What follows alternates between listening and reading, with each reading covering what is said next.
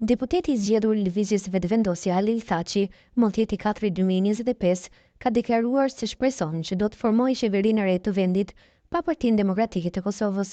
Ai tha se pret që kjo qeveri të formohet me 63 vota, që krijohen sipas tij prej deputetëve të përgjegjshëm. Unë po shpresoj që do ta bëjmë qeverinë edhe pa PDK-n. Kryeministri do të jetë Albin Kurti dhe kryeparlamentar Glauk Konjufca me 63 vota.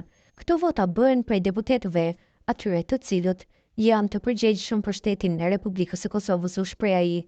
Thaçi kështu ka deklaruar gjatë kohës sa është regjistruar si deputet i Kuvendit të Kosovës të njëjtën procedurë për ata të cilët kanë fituar mandatin gjatë zgjedhjeve të 9 shkurtit 2025. Nënkryetari i Lëvizjes Vetëvendosje dhe kryeparlamentari në detyrë Glauk Konjufca ka thënë se ka nevojë për koalicion pas zgjedhor që të formohet qeveria e re e vendit pas zgjedhjeve të 9 shkurtit 2025. Ai ka shtuar se nuk u arrit qëllimi i partisë së tij që të merrte 500.000 vota, prandaj edhe sipas tij nevojitet koalicioni. Kur jemi te qeveria, është e pamundur pa u themeluar një koalicion i cili krijon mazhorancën e aftë për të zgjedhur një qeveri të re. Këtu e kisha fjalën. Edhe pozicionin e kryetarit të kuvendit, ende nuk kemi një emër të qartë sa i përket kryetarit të ardhshëm, ka deklaruar ai. Ndërkohë, kryetari i LDK-s Lumir Abdi Xhiku e ka refuzuar ftesën e Kurtit për takim për konsultime.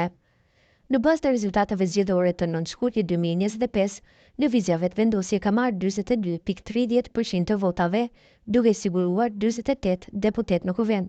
Partia Demokratike e Kosovës ka marrë 20.95% të votave, apo 24 deputet, Liga Demokratike e Kosovës me 18.27%, apo 20 deputet në koalicionin e AK-Nisma, 7.06% apo 8 deputet. Lista serbe do të ketë 9 deputet, një ulse nga komuniteti serb e ka fituar partia Nenad Rashishit.